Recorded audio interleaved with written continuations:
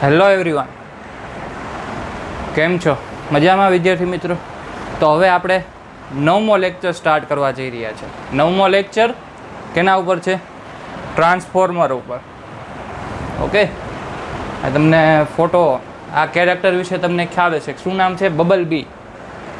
તો ટ્રાન્સફોર્મર એટલે કે મૂવી વિશે વાત નથી કરવાના, કે જે તમે તમારી ઘરની આસપાસ જીબી વાળા જે બોર્ડ હોય છે, અલગ અલગ થાંભલે જોયું હોય છે, ત્યાં તમને ટ્રાન્સફોર્મર જોવા મળે. બોક્સ હોય સિલ્વર કલરનું, એ શું હોય? ટ્રાન્સફોર્મર હોય. તો આના વિશે આપણે વાત નથી કરવાના, તો એઝ અ ફન આપણે મૂકેલું છે. તો ટ્રાન્સફોર્મર વિશે વાત કરવાના છે, જે જીબીમાં એટલે કે જે ઇલેક્ટ્રિસિટી જ્યાંથી આવે છે મેઇન પોઈન્ટ એ પણ હોય, અને જે આ જે થાંભલે હોય ત્યાં પણ હોય ટ્રાન્સફોર્મર. વિડીયો શરૂ છે જોતો. બંને જગ્યાએ ટ્રાન્સફોર્મર હોય. તો આપણે આજે ટ્રાન્સફોર્મર વિશે વાત કરશું. ટ્રાન્સફોર્મર છે ને બે પ્રકારના હોય. પહેલાં ટ્રાન્સફોર્મરનું કામ શું એ જોઈએ. કે ટ્રાન્સફોર્મરનું કામ એ છે કે વોલ્ટેજને એક જગ્યાએ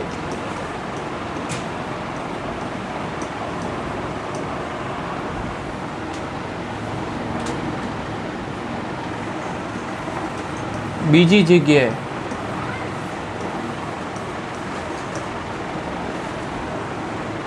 ટ્રાન્સફર કરવું.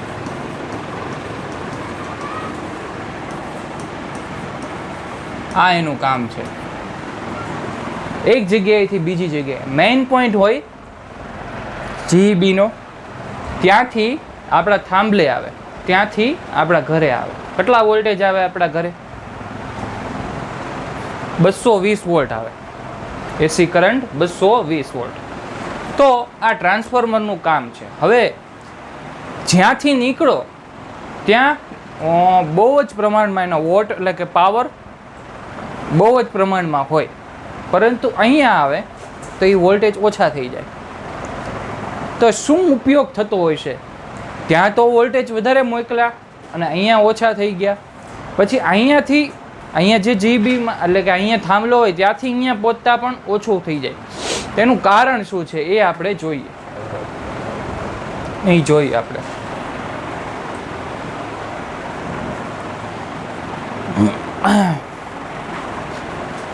ચાલો બનાવટ જોઈએ. બનાવટમાં ટ્રાન્સફોર્મરમાં બે કોઇલનો ઉપયોગ થાય.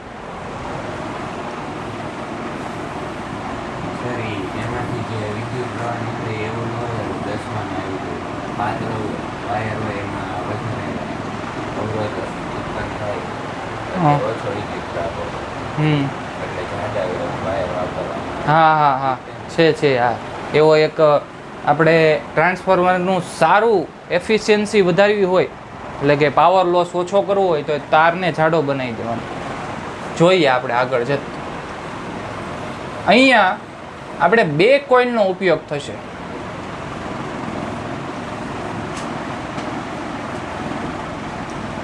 કોઇલ વિશે ભણી ગયા આપણે. એક કોઇલ, હવે જે આ જે છે ને એ iron core, soft iron core. Iron એટલે શું થાય? લોખંડનું બનેલું છે. આ જે કોઇલ છે એને શું કહેવાય ખબર? Primary coil. અને આ જે છે એ શું કહેવાય? Secondary coil. પ્રાઇમરી અને સેકન્ડરી બે કોઇલ છે. એટલે કે પ્રાઇમરી એટલે પ્રાથમિક અને સેકન્ડરી દ્વિતીય. બે કોઇલ છે. પ્રાઇમરી કોઇલમાં આપણે ઇનપુટ વોલ્ટેજ આપવાના થશે, અને અહીંયા લોડ રાખી શકાય. લોડ રાખેલો હોય અથવા તો બીજું કંઈ રાખેલું હોય તો અહીંયા લોડ વડે તમે આઉટપુટ વોલ્ટેજ લઈ શકો. ગુજરાતીમાં લખો. શું આવશે? Output voltage. Okay, input voltage આપ્યા તો આઉટપુટ વોલ્ટેજ મળ્યા. હવે આવું શું કામ થાય છે એના વિશે વાત કરીએ. આવું શું કામ થાય તે આની પહેલાંના લેક્ચરમાં અને આ લેક્ચરની થોડાક સમય પહેલાં આપણે એક વાત કરી હતી પ્રાઇમરી ને સેકન્ડરી. એમાં છે ને એક જ તે રોડ ઉપર આપણે વીંટાળેલી હતી. પ્રાઇમરીમાં વિદ્યુત પ્રવાહ પસાર કર્યો ને તો સેકન્ડરીમાં વિદ્યુત પ્રવાહ ઉત્પન્ન થયો. એનું કારણ શું હતું? ચુંબકીય ક્ષેત્ર. Very good. ચુંબકીય ક્ષેત્ર. અને એ કયો સિદ્ધાંત ઉપર કામ કરતી હતી?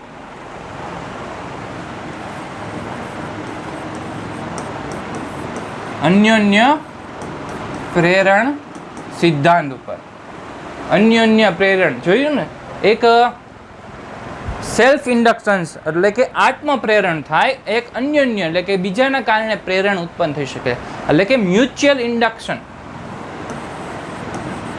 મ્યુચ્યુઅલ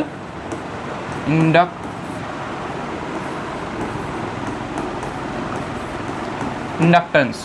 ઓકે, ઇન્ડક્શન મળી શકે મ્યુચ્યુઅલી. શું મ્યુચ્યુઅલી શું મળી શકે? ઇન્ડક્શન મળી શકે કે અન્યોન્ય પ્રેરણ મળે. ઓકે, તો આપણે આપ્યું પ્રાઇમરીમાં વિદ્યુત પ્રવાહ મળ્યો કેમાં? સેકન્ડરી. હવે શું કરશું આપણે? સિદ્ધાંત ખબર પડી ગઈ. હવે એનું કાર્ય શું કાર્ય કરવામાં થાય?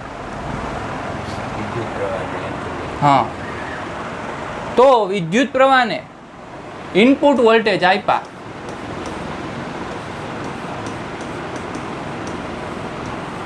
અને આપણને આઉટપુટ વોલ્ટેજ મળે. તો કામ શું આનું? આપણે ઇનપુટ ડાયરેક્ટ ન આપી દેવાય. આવું શું કામ કરી કે અહીંયા બે પ્રકાર પડે છે ટ્રાન્સફોર્મરમાં. એક તો સ્ટેપ અપ,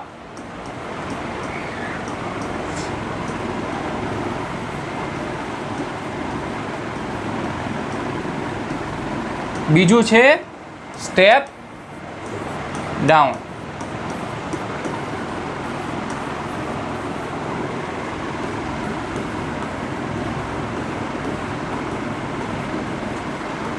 કેટલા પ્રકાર છે? બે પ્રકાર. સ્ટેપ અપમાં શું થાય? વોલ્ટેજ જે આપેલા હોય એના કરતાં ઇન્ક્રીઝ થાય, વોલ્ટેજમાં ઇન્ક્રીમેન્ટ આવે. સ્ટેપ ડાઉનમાં શું થાય? વોલ્ટેજમાં ડિક્રીમેન્ટ આવે. એટલે કે તમે વોલ્ટેજ આપ્યા વધારે અને અહીંયા આટલી જરૂર નથી, આપણે 220 વોલ્ટની જ જરૂર છે, તો એ શું કરે? ત્યાં સ્ટેપ ડાઉન વોલ્ટેજ ટ્રાન્સફોર્મર મૂકી દે આપણા મેઇન થાંભલે. ત્યાંથી વોલ્ટેજ વધારે આવતા હોય તો એને ઘટાડી દે. ઓકે, ચાલો ગણતરી કરીએ શું કામ કઈ રીતના થાય છે. હવે આપણે મોકલા વોલ્ટેજ આ બાજુથી, એના કારણે એક ચુંબકીય ક્ષેત્ર ઉત્પન્ન થશે. ક્યાં આકૃતિ દોરું?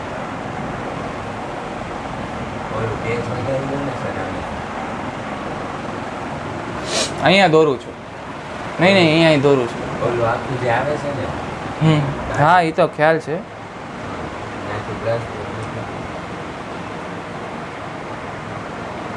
ચાલો એક ફિગર જોઈએ કે એનું કાર્ય કઈ રીતના થાય છે. તો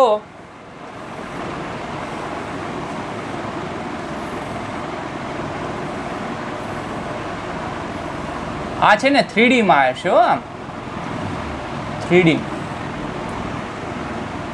પાછળ હશે આમાં કોર. ઓકે, અહીંયા શું હશે? Primary core. અહીંયા સેકન્ડરી. હવે અહીંયા એવી બનાવટ થયેલી છે કે વિદ્યુત પ્રવાહમાં પસાર કરીશ ને એટલે આમાંથી છે ને ચુંબકીય ક્ષેત્ર. હવે જો હું વિદ્યુત પ્રવાહ અહીંથી પસાર કરું તો શું થશે? ઉપર તરફ ચુંબકીય ક્ષેત્ર ઉત્પન્ન થશે. જમણા હાથના અંગૂઠાના નિયમ પ્રમાણે ચુંબકીય ક્ષેત્ર ઉપર તરફ મળશે. ઉપર તરફ આ બી મળ્યો.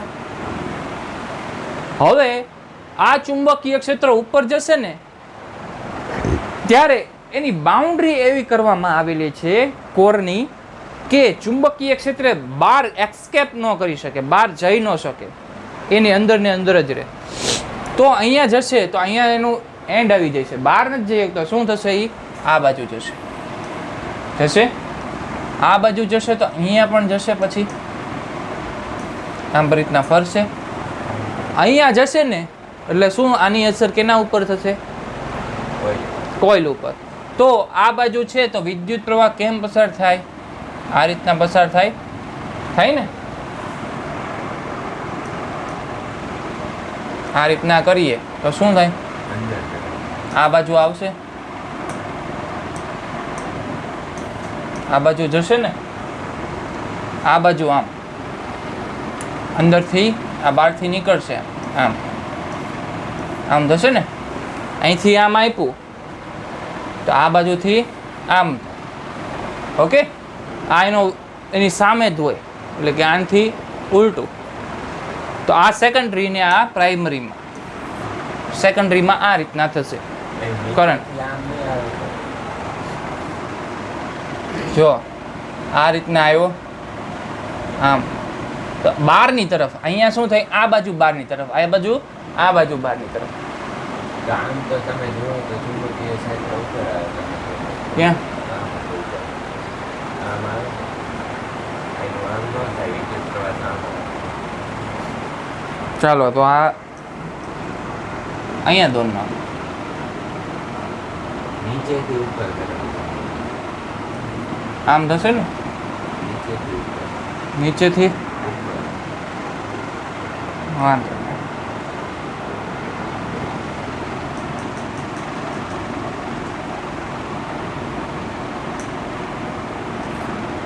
ઓકે, આમ જ તે ને. સેકન્ડરીમાં આ રીતના થશે, પ્રાઇમરીમાં. હવે આ રીતના ઉત્પન્ન થયો આ જે વિદ્યુત પ્રવાહ છે એનો ઉપયોગ ક્યાં કરી શકાય? આઉટપુટમાં. એટલે અહીંયા આઉટપુટ હશે.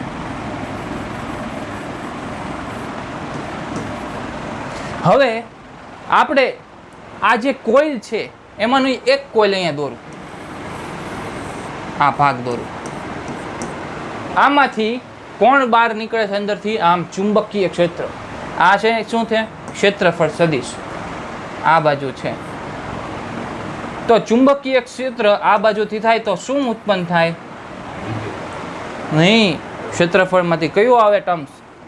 ચુંબકીય ફ્લક્સ ફાઈ.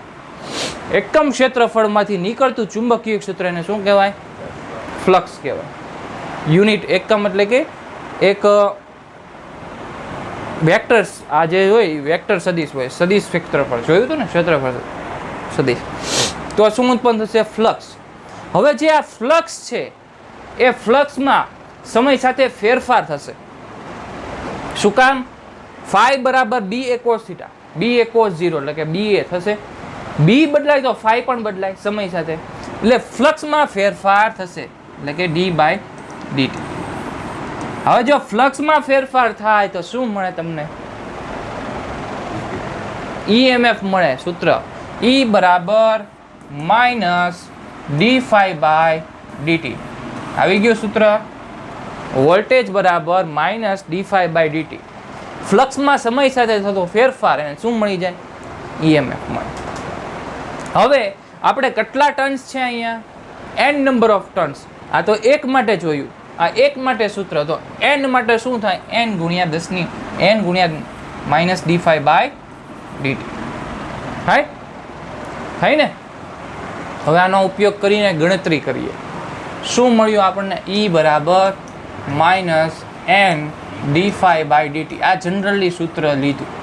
હવે મેં પ્રાઇમરી કોઇલની વાત કરીએ તો પ્રાઇમરી કોઇલના આટા આવશે. વોલ્ટેજ કોના આવશે? પ્રાઇમરીના આવશે. ચુંબકીય ફ્લક્સ તો એનું ઈ જ રહેશે. થતો ફેરફાર એ તો આમાં આ બાજુથી જેટલું ચુંબકીય ક્ષેત્ર જાય છે એ બાજુથી પણ એટલું જ જાય છે. અહીંયા એક શબ્દ યાદ રાખવાનો કે આ જે ટ્રાન્સફોર્મર છે એ આઈડિયલ છે. શું છે? આઈડિયલ એટલે કે આદર્શ છે. આદર્શ એટલે કે એમાંથી પાવર લોસ થતો નથી. આ જે સૂત્ર આપણે છેલ્લે તારવશું એ સૂત્ર કેના માટે લાગુ પડશે? માત્ર ને માત્ર આદર્શમાં, આદર્શ ટ્રાન્સફોર્મર માટે, જેમાં પાવર લોસ થતો ન હોય. હવે મેં લીધી પ્રાઇમરી કોઇલ, તો વોલ્ટેજ પણ પ્રાઇમરીના અને આટા પણ પ્રાઇમરીના. તો EP બરાબર -NP dϕ/dt. આ તો સમાન રહેશે. ચુંબકીય ફ્લક્સમાં થતો ફેરફાર એ તો એટલું ને એટલું રહે. આ બાજુથી એટલું પણ, ઓલી બાજુથી પણ એટલું. ચુંબકીય ક્ષેત્ર સમાન રહે છે. અને આ બાજુ ES માં શું થશે? -NS dϕ/dt. હવે શું કરશું આપણે? આ બંનેનો ગુણોત્તર લઈ. તો બંનેનો ગુણોત્તર લેતા EP ના છેદમાં ES બરાબર NP ના છેદમાં NS. આ સૂત્ર યાદ રાખવાનું. એટલે કે પ્રાઇમરી કોઇલની મારે જો વોલ્ટેજ વધારવા છે તો હું શું કરીશ? Number of turns in primary વધારતો જઈશ. અને સેકન્ડરી કોઇલના વોલ્ટેજ જો વધારવો હોય તો નંબર ઓફ ટર્ન્સ સેકન્ડરી કોઇલની વધારી દઈશ. આટાઓની સંખ્યા, જેટલા આટાઓની સંખ્યા વધારે એટલા વોલ્ટેજ વધારે. રેડી? આ આપણું સૂત્ર. હવે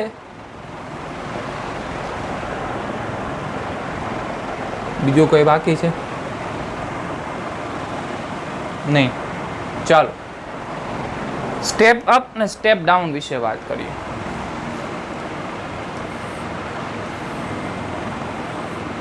બેયમાં ફરક શું થશે? આ સૂત્ર જોયું ને એમાં ઉપર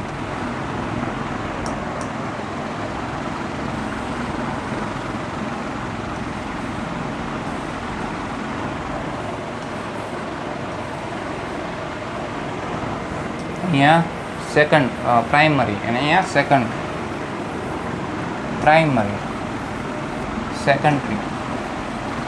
ઓકે. હવે મેં મોકલો પ્રાઇમરીમાં કરંટ, વિદ્યુત પ્રવાહ. તો સ્ટેપ અપ કરવું છે, સ્ટેપ અપ કરવું છે તો આટાઓની સંખ્યા કેમાં વધારે હશે? મને કહો. પ્રાઇમરીમાં હશે કે સેકન્ડરીમાં હશે? મારે સ્ટેપ અપ એટલે કે વોલ્ટેજ વધારવા છે તો શું કરાય? સેકન્ડરીમાં વધારવાના. અહીંયાથી શું મળે છે? આઉટપુટ મળે છે. અહીંથી ઇનપુટ આવે. આઉટપુટમાં વોલ્ટેજ ક્યારે વધે? જ્યારે આટાઓની સંખ્યા વધી જાય. સેકન્ડરીમાં વધી જાય ને? પણ અહીંથી સર વધારે વોલ્ટેજનો વિદ્યુત પ્રવાહ આપે તો અહીંયા વધુ તો આવે ને સર. હું અહીંયા ઓછા આપવા છે, અહીંયા વધારે લેવા છે.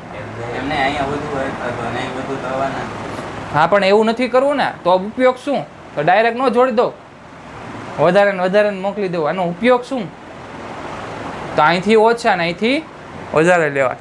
તો અહીંથી ઓછા મોકલવા છે તો શું કરશું? આમાં આ number of turns NP is less than NS થશે. આવું સેકન્ડરી કોઇલના આટાઓની સંખ્યા વધારે હશે પ્રાઇમરી કરતાં, તો જ તે આપણને વોલ્ટેજ વધારે મળશે. તો શું થશે આવું થતાં? EP is less than ES. હવે વિચારો કે વોલ્ટેજ જ્યાં વધારે મળે ત્યાં વિદ્યુત પ્રવાહ એટલે કે કરંટ કેવો મળે? ઓછો મળે. ઓછો મળે. નિયમ છે, જેટલા વોલ્ટેજ વધારે આપ્યા, કોઇલની સંખ્યા એટલે કે આટાઓની સંખ્યા વધારે થઈ એટલે કરંટ ઘટી જશે. એટલે કે આપણે વોલ્ટેજ સીધા લઈ જ લઈએ, બરાબર? તો શું થશે? IS is greater than IP. હમણાં પાછળ આપણે તારવણી કરશું. પછી અહીંયા કેવું થશે? સ્ટેપ ડાઉનમાં કોના આટાઓની સંખ્યા વધારે રાખી છે? હા, P ની વધારે. તો NP is greater than NS, so we get EP is greater than ES, so we get IP is less than IS. થશે આવું? આ આપણે આ સ્ટેપ ડાઉન છે એ ક્યાં ઉપયોગ થાય ખબર? સ્ટેપ અપ ને સ્ટેપ ડાઉનની વાત કરીએ. સ્ટેપ અપ છે ને એ વપરાય છે મેઇન હબ ઉપર, કે જ્યાં વોલ્ટેજ વધારીને મોકલવાનું બધે ડિસ્ટ્રીબ્યુટ થાય. પછી સ્ટેપ ડાઉન ક્યાં? અહીંયા વપરાય. આપણે જે બોર્ડ આપણો થાંભલો હોય ને ઘર પાસે, ત્યાં આપણો સ્ટેપ ડાઉન વોલ્ટ ટ્રાન્સફોર્મર વપરાય, કે જ્યાં આપણે 220 વોલ્ટ જ જોતા છે તો એ સ્ટેપ ડાઉન કરી દે. વધારે વોલ્ટેજ આવતા હોય ને 220માં કન્વર્ટ કરી દે અને સીધા આપણે 220 વોલ્ટ આવે. ઓકે, આ જે ટ્રાન્સફોર્મર છે કેમાં ખાલી ઉપયોગ થશે? AC કરંટમાં જ ઉપયોગ થશે. શું કામ એવું? ડાયરેક્ટ કરંટમાં આઉટપુટની જરૂરત નથી. આમાં જો તો ફ્લક્સ એ ક્યારે ઉત્પન્ન થાય? વિદ્યુત પ્રવાહ છે. હા, એમાં થતો ફેરફાર થાય ત્યારે, સમય સાથે ફ્લક્સમાં ફેરફાર થાય ત્યારે વોલ્ટેજ ઉત્પન્ન થાય. -dϕ/dt એટલે dt સાથે, એટલે કે ચુંબકીય ક્ષેત્રમાં ફેરફાર થવો જોઈએ. ચુંબકીય ક્ષેત્રમાં ક્યારે ફેરફાર થાય? કરંટમાં ફેરફાર થાય. કરંટ કેમાં ફેરફાર થાય છે? AC કરંટમાં. DC માં થતો નથી. એટલે માત્ર ટ્રાન્સફોર્મર કેમાં વપરાય? AC માં. ચાલો, ટ્રાન્સફોર્મરનો ગુણોત્તર.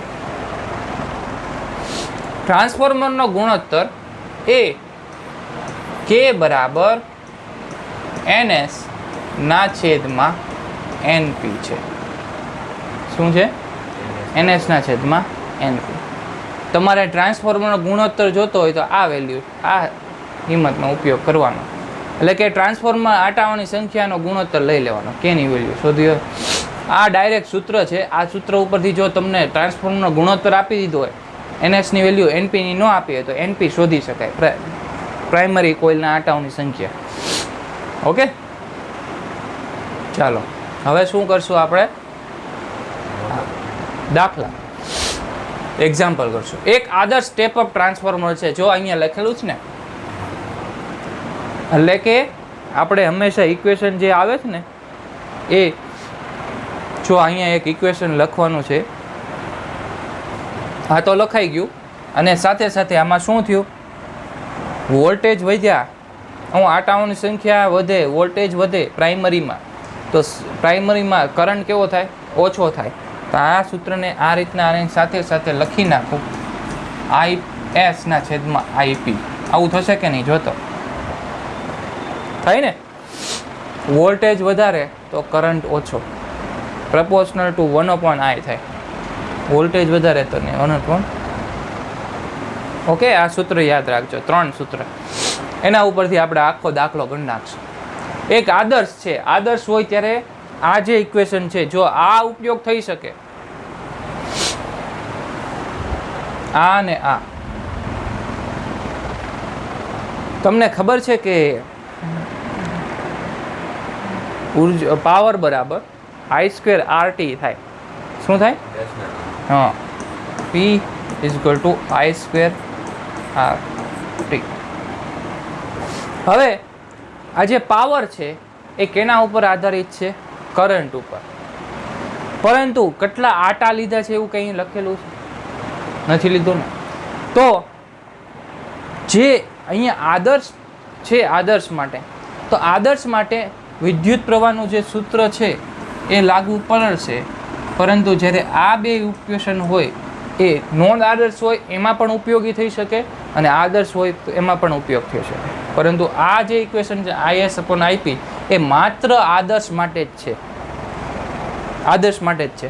કેમ કે વોલ્ટેજ સાથે કરંટ, વોલ્ટેજ સાથે કરંટ આમાં આદર્શ રીતના વધશે અથવા ઘટશે. એટલે કે એટલા આપ્યા તો એટલા જ થશે.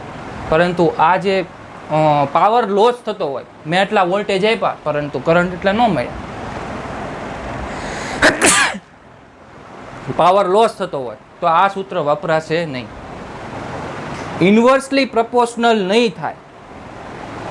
જેટલા વોલ્ટેજ આપ્યા એટલો ને એટલો કરંટ મળે તો આદર્શ કહેવાય, પરંતુ મળતા નથી. આદર્શ ન હોય ને એની પછીનો જે કન્ડિશન છે ને પછીની વાત છે, પણ વધારે પહેલાંથી કહી દઉં, પછી જ વાત કરશો.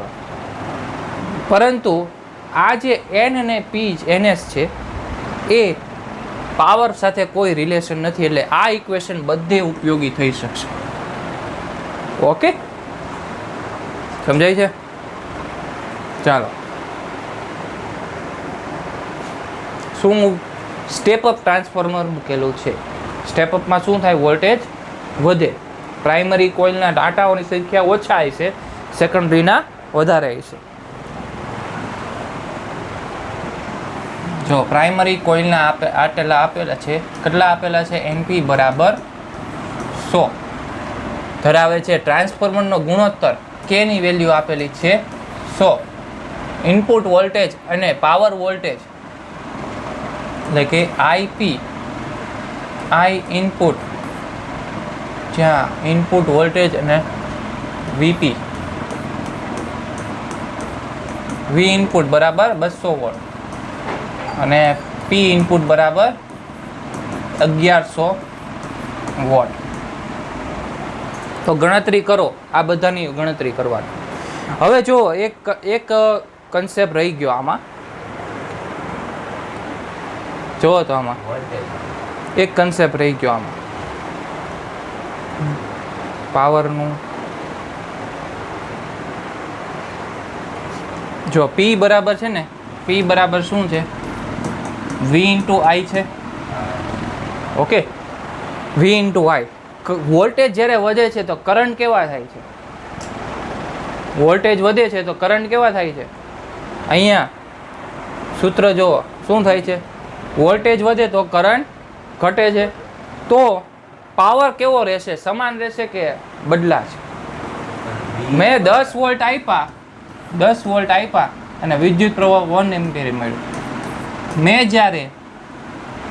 જ્યારે 5 વોલ્ટ આપ્યા અને વિદ્યુત પ્રવાહ 2 એમ્પિયર મળ્યું. પાવરમાં કોઈ ફેરફાર થયો?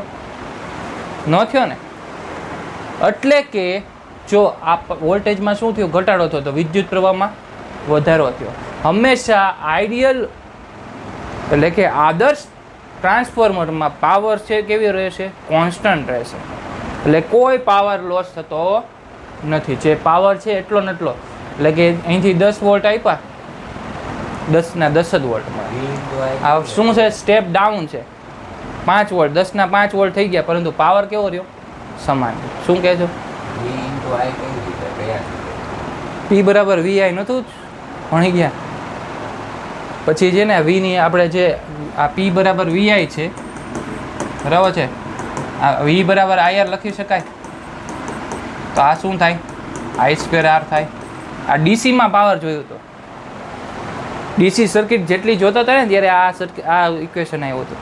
પછી હજી એક ઇક્વેશન બની શકે. શું બની શકે? આઈ બરાબર વી બાય આર કરતો વી સ્ક્વેર બાય આર થાય.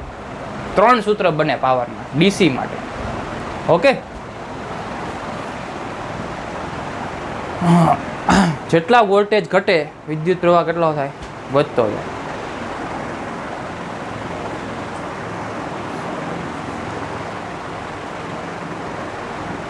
તો અહીંયા પાવર કેવો રહે છે? ઇનપુટમાં તમને પાવર આપી દીધો છે, તો આઉટપુટમાં કેટલો પાવર રહે? એટલો ને એટલો રહે કે વધી જાય કે ઘટી જાય? પાવર તો એટલો ને એટલો રહે ને. આપણે એટલે માટે સમજાવ્યું. આઈડિયલમાં આદર્શ જ્યારે પાવર આદર્શ ટ્રાન્સફોર્મર હોય ત્યારે ઇનપુટ પાવર જેટલો આપેલો હોય, આઉટપુટ પાવર એટલો ને એટલો જ હોય. તો આ સેકન્ડરીમાં પાવર પૂછેલો છે, તો 6થો જવાબ આવી ગયો. સોરી, 5મો આવી ગયો. પાવર આઉટપુટ બરાબર શું થશે? અહીંયા 1100 વોટ. 1100 વોટ એટલું ને એટલું જ થશે. આપણે શોધવાનું શું હવે? ખાલી સેકન્ડરીમાં આટાઓની સંખ્યા. કઈ રીતના શોધશું? જો કે બરાબર NS/NP જોઈ ગયા? NS/NP એ જોયું કે NS/NP. હવે કે ની વેલ્યુ શું આપેલી છે? 100 આપેલી છે. 100. NS ની વેલ્યુ, NP ની વેલ્યુ 100 આપેલી છે. તો NS/100. તો NS બરાબર શું થશે? કેટલા થશે? 10,000 થશે ને? 10,000 આટાઓની સંખ્યા 10,000. NSની સેકન્ડરીમાં કેટલા 10,000 આટા હશે. કયું ટ્રાન્સફોર્મર છે? સ્ટેપ અપ છે. NPમાં 100 આટા છે તો NSમાં કેટલા હશે? 10,000 આટા છે, એટલે સ્ટેપ અપ થાય છે. સમજાણું? હવે શું કરવાનું છે આપણે? પ્રાઇમરીમાં વિદ્યુત પ્રવાહ IP શોધવાનો છે. તો IP ક્યાંથી મળશે? જો આપણને ઇનપુટ વોલ્ટેજ આપેલા છે, આપણને આઉટપુટ વોલ્ટેજ મળી ગયા.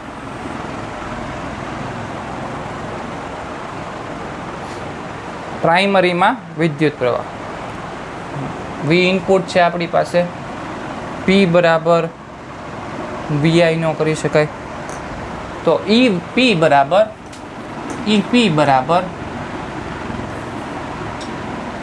ES ના છેદમાં ES, NP ના છેદમાં NS બરાબર IS ના છેદમાં IP છે. આવું હવે આપણની પાસે NP છે ને NS છે, તો મૂકી દો એની વેલ્યુ NP અને NS ની.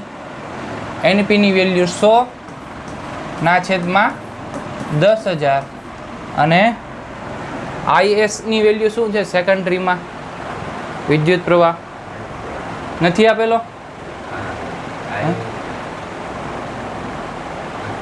નથી આપેલો.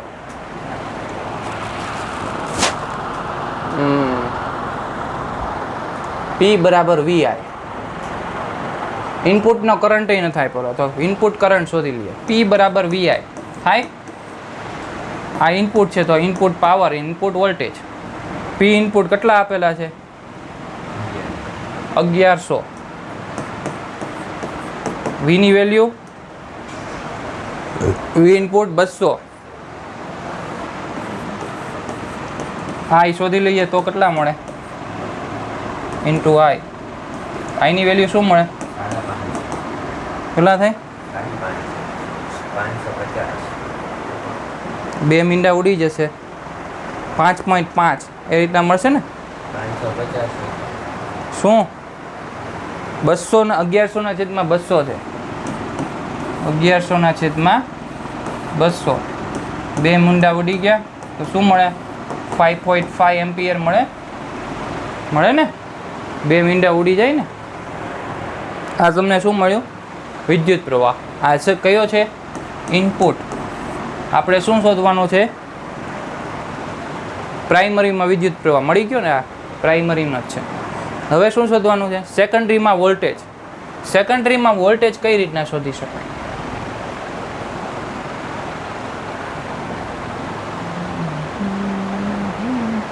આ પ્રાઇમરી મળી ગયો, અહીંયા મૂકી દઈશ. સેકન્ડરીનો મળી જશે, મળી જશે ને. IS પછી વિદ્યુત પ્રવાહ મળશે, એના ઉપરથી આપણે વોલ્ટેજ શોધશું. 5.5 તો IS બરાબર જે મળે એ મળશે, બરાબર છે.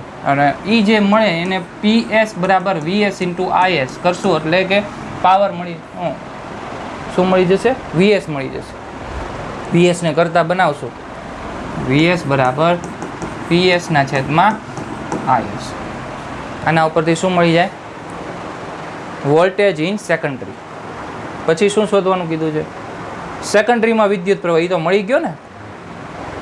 પછી શું શોધવાનું? પાવર. એ તો આવડે ને. 1100 વોટ જ છે આઉટપુટમાં, 1100. તો આ રીતના તમારે દાખલો પૂછાઈ શકે. જેટલા મેં આખું ટ્રાન્સફોર્મરમાં જેટલા સૂત્ર સમજાવ્યા મેં તમને કઈ રીતના આવે છે, આખો કન્સેપ્ટ છે, એ કન્સેપ્ટને આખા દાખલામાં આવરી લીધો. કેટલા માર્કમાં પૂછાઈ શકાય? 4 માર્ક્સમાં. આખો કન્સેપ્ટ ક્લિયર હોય તો આવડે. ચાલો નવો ક્વેશ્ચન કરીએ. એક ટ્રાન્સફોર્મરની પ્રાઇમરી કોઇલમાં કેટલા આટા છે? 500. એટલે કે NP બરાબર 500. સેકન્ડરીમાં 100. પ્રાઇમરી કોઇલમાં 200 વોટ આપવામાં આવે છે અને સેકન્ડરીમાં 100 ઓહ્મ જોડેલ છે, તો પ્રાઇમરીમાં વિદ્યુત પ્રવાહ I શોધો.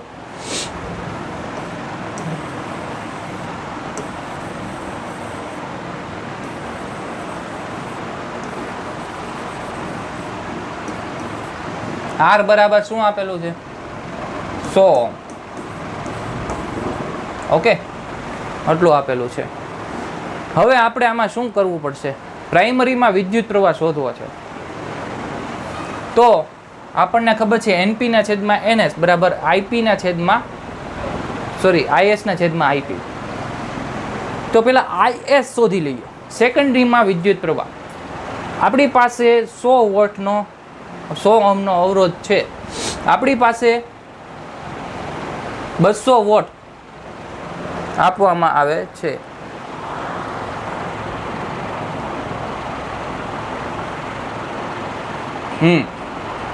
હવે જો હું અહીંયા 200 વોટ આપીશ, ધ્યાનથી સાંભળજો. આ 200 વોટ આપીશ, અહીંયા 500 છે અને અહીંયા કેટલા છે? 1000 છે. અહીંયા 1000 છે. અહીંયા 500 આટા છે અને અહીંયા 1000 આટા છે. સ્ટેપ અપ છે. 200 વોટ આપીશ તો કેટલા થશે? અહીંયા 400 વોટ થાય ને. 400 વોટ. હવે આપણને વી મળી ગયો, આર મળી ગયો, તો આઈ મળી જાય. વી બરાબર I R. So I is equal to V by R. Secondary 400 ના છેદમાં 100 એટલે કેટલા મળશે? 4 એમ્પિયર. આપણને સેકન્ડરીમાં 4 એમ્પિયર મળે છે. અહીંયા લખી નાખું 4 એમ્પિયર. અહીંયા કેટલા મળે? નહીં કયો તો મને જી 8. Very good. 8 એમ્પિયર મળશે. શું કામ? આમાં વોલ્ટેજ વધે, અહીંયા શું વધે? વિદ્યુત પ્રવાહ વધે, ડબલ થાય, એટલે કે 8 એમ્પિયર. શું આવશે? Option C.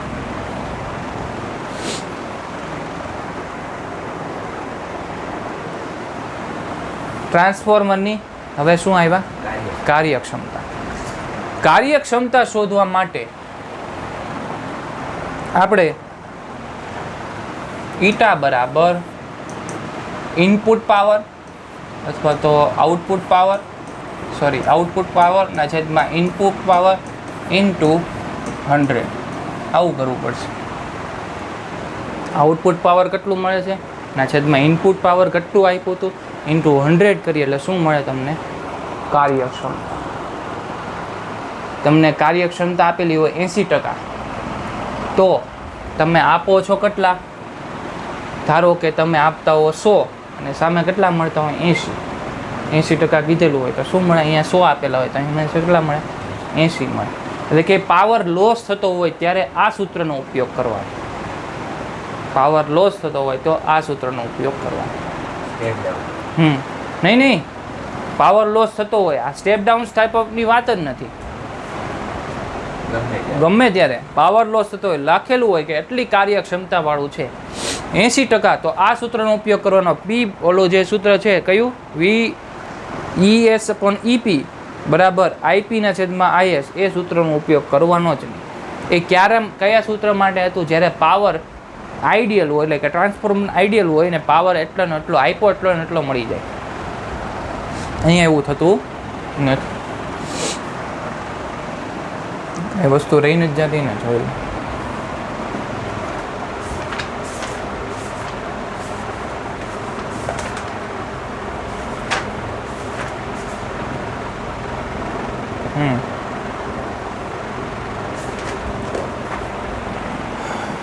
ઓકે નથી 100%માં આવશે, પર્સન્ટેજમાં આવશે.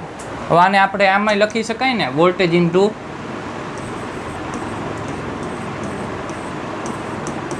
આવું લખી શકાય કે નહીં? વોલ્ટેજ બરાબર V ઇન્ટુ આઈ. વોલ્ટેજ બરાબર V ઇન્ટુ આઈ. ઇનપુટ માટે પ્રાઇમરી હોય, સેકન્ડરી માટે આઉટપુટ માટે સેકન્ડરી ઇન્ટુ 100. ચાલો હવે આમાં શું કરવાનું છે? હવેનું એક્ઝામ્પલ કરવાના છે. એક્ઝામ્પલ માટે શું આપેલું છે? પ્રાઇમરીમાંથી ખેંચાતો વિદ્યુત પ્રવાહ શોધવાનો છે. કેમાંથી? પ્રાઇમરીમાંથી ખેંચાતો વિદ્યુત પ્રવાહ શોધો કે જ્યાં સ્ટેપ ડાઉન વોલ્ટેજ 200 વોટથી 20 વોટના વોલ્ટેજ કરે છે. સ્ટેપ ડાઉન છે એટલે 200 થી 20 વોટ કરે છે. 20 ઓહ્મના અવરોધમાં અહીં ધારો કે ટ્રાન્સફોર્મરની કાર્યક્ષમતા 80% છે. તો કયો ઉપયોગ કરશે? ઓલું સૂત્ર ઉપયોગ જ નહીં થાય. તો સૂત્ર કયું ઉપયોગ કરવું પડશે? ઈટાવાળું કાર્યક્ષમતાવાળું. તો 80% આપેલી છે. ઈટા બરાબર શું થશે? ES into IS upon IP into EP into 100 આવું થશે.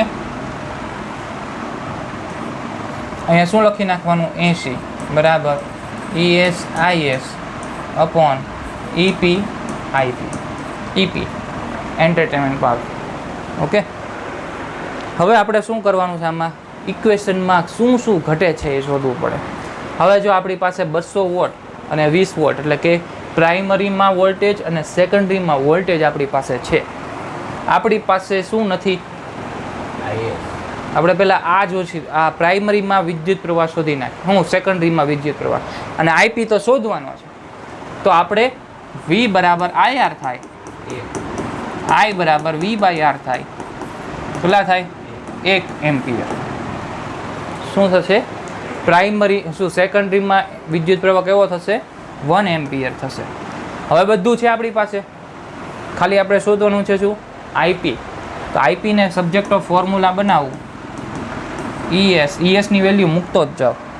શું છે? 20 watt 20 into IS 1 upon 80 into 200 થશે એટલું. કયો 100?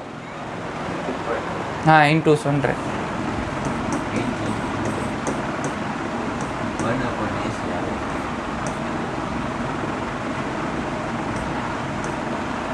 થશે એટલું. 1/8 મળ્યું. 1/8 1/8 શું થાય? 1/8 જ મળે.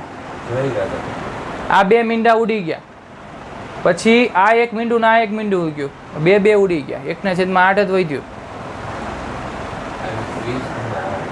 તો 1/8 શું થાય? 0.125 થાય. તો IP ની વેલ્યુ શું મળી? છેલ્લે અહીંયા જગ્યા હતી.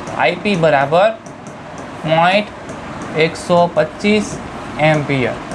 એટલે કે પ્રાઇમરીમાં વિદ્યુત પ્રવાહ કેવો હશે? ઓછો હશે. અને અહીંયા કેટલો હશે? 1 એમ્પિયર થઈ જશે. શું કામ એવું થાય? આમાં વોલ્ટેજ વધારે છે, અહીંયા વિદ્યુત પ્રવાહ ઓછો. અહીંયા વોલ્ટેજ ઓછા તો વિદ્યુત પ્રવાહ વધારે. આ વિડીયો આખો છે ઇઝી, કન્સેપ્ટ ક્લિયર. તો હવે આપણે શું વાત કરીએ છીએ? ટ્રાન્સફોર્મરમાં એનર્જી લોસ, ઉર્જામાં થતો ઘટાડો, એટલે કે લોસ થતો હોય તો એ લોસ કેના કારણે થાય છે? થિયરી પૂછાઈ શકે. લોસ કેના કારણે થાય? પેલું તે જે વાત કરીએ 10માં આવેલું હશે કે તાર હોય ને એની જાડાઈ ઓછી હોય. એટલે કે શું કહેવાય? કોપરમાં ના તાર વડે થતો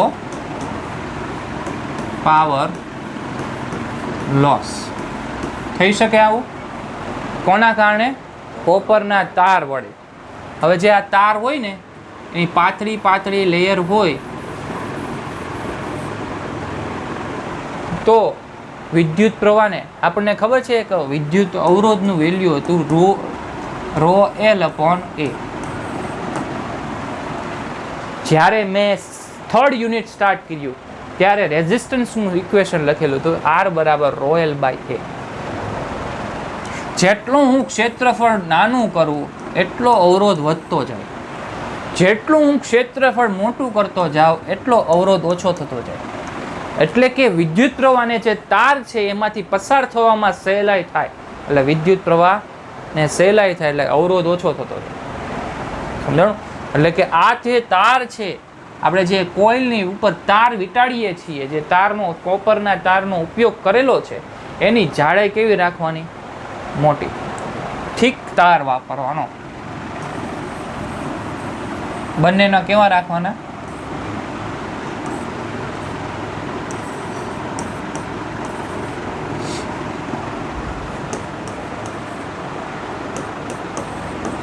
जाड़ा इन तार केवा तार कॉपर का तार સરોલા સફેદ કલરના અત્યારે વપરાય ઈ કઈ આવે હે લાકડું અંદરથી સફેદ કલરનો ફૂલ જાડો ફોલો એટલે સિલ્વર હમ એલ્યુમિનિયમ ક્યાં વપરાય છે એ વાયરમાં મોટા વાયર ખોલો ને હમ. એવું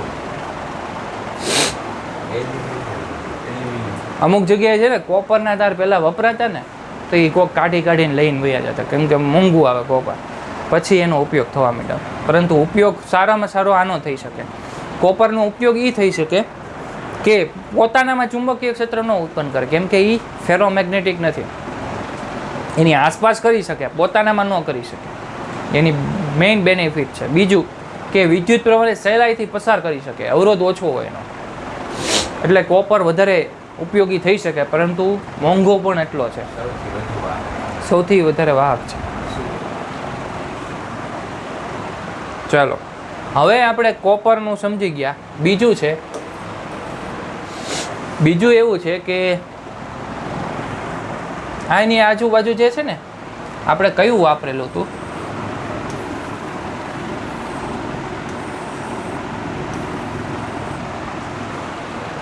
આ જે છે એ આયરન કોર એવો જ શું કામ આયરન કોર જ શું કામ વાપરો વાય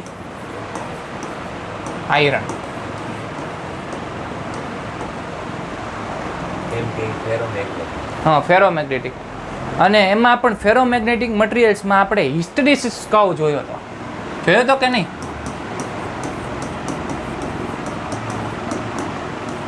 જોયો તો શું જોયો તો એક કર્વ છે ને હાવ પાતળો મળતો હતો અને એક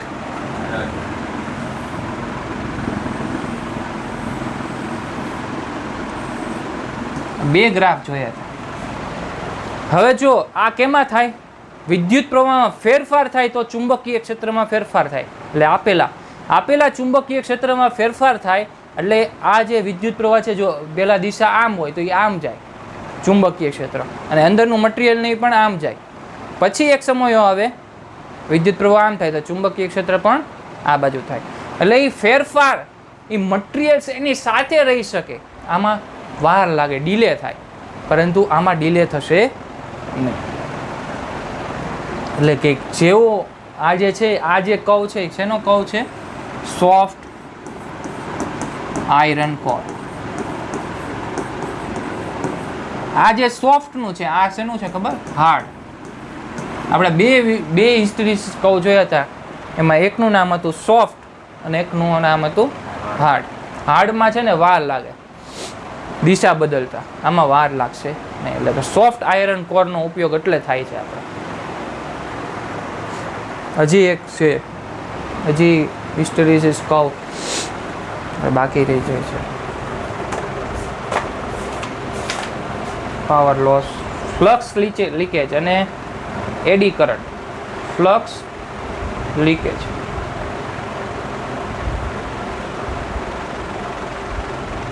જો ફ્લક્સ લીકેજ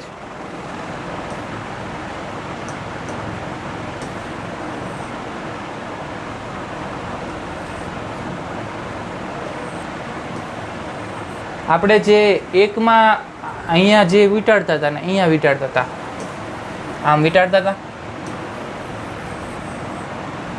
હવે આના કારણે જે ચુંબકીય ક્ષેત્ર ઉત્પન્ન થાય છે એટલે ફ્લક્સ અહીંયા ઉત્પન્ન થાય છે અહીંયા પણ ઉત્પન્ન થાય છે કોક વાર એવું થાય કે અહીંથી ચુંબકીય ક્ષેત્ર બહાર વયું જાય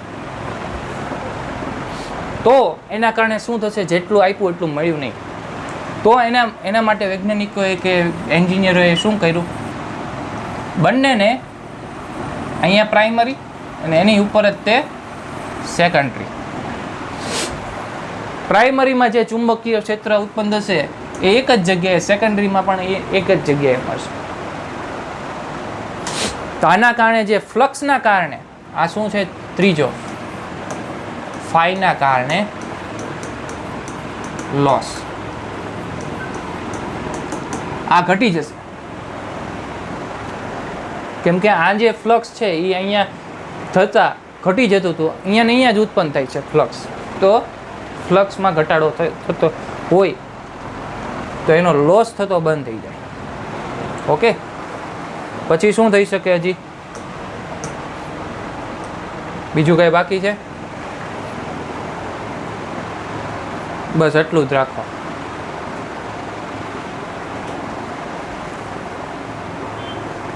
આવડશે? આ છે ઇઝી. આ યુનિટ પૂરું, 7 યુનિટ પૂરું. અને હવે કયું યુનિટ શરૂ થશે? ઇલેક્ટ્રોમેગ્નેટિક વેવ્સ, એટલે કે વિદ્યુત ચુંબકીય તરંગો, કે જેમાં આપણે વિદ્યુત ચુંબકીય તરંગો બંને વિદ્યુત અને ચુંબક બંનેનો ઉપયોગ થશે. એટલે કે ત્યાંથી એક પ્રકાશની શરૂઆત થશે અને પ્રકાશની શરૂઆત થઈ જાય પછી ઓપ્ટિક્સ આવશે. ઓપ્ટિક્સ આવશે પછી આગળ વધતા જશું. ઓપ્ટિક્સ બહુ મોટું યુનિટ છે, એમાં વાર લાગશે મારે 15 થી 17 લેક્ચર લેવા છે અને પછીના બધા શોર્ટ લેક્ચર્સ છે, એટલે યુનિટ છે. પરંતુ એક ખાલી 9મું પૂરું થશે એટલે આપણે જે કોર્સ પૂરો થશે એ ઝડપી થશે, એટલે કે મહિનામાં, એટલે કે ડિસેમ્બરમાં. હું માનું છું કે ડિસેમ્બરમાં 8મું અને 9મું પૂરું થશે અને 9મું સાથે 10મું થઈ જાય તો બહુ સારું. અને જાન્યુઆરીમાં 11, 12, 13, 14 4 પૂરા કરવાના છે અને ફેબ્રુઆરીમાં આપણે રિવિઝન કરશું, તમારી એક્ઝામની તૈયારી કરશું. ઓકે, આ મારો ટાર્ગેટ છે. ચાલો આટલું પૂરું કરીએ.